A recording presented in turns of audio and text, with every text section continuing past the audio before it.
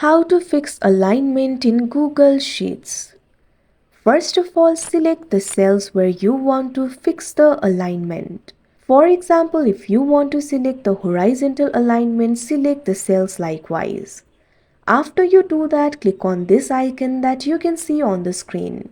You can see left, center and right alignment. Click on the option of your choice.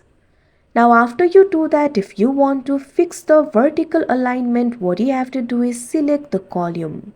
Select the cells in the column. Again, click on this option.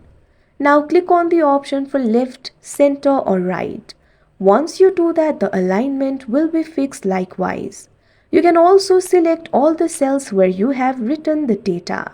Once you do that, click on the option for alignment again. Click on the alignment of your choice. Once you do that, the alignment will be fixed. Like this, you can fix alignment in Google Sheets. That's it for this video. Thank you for watching.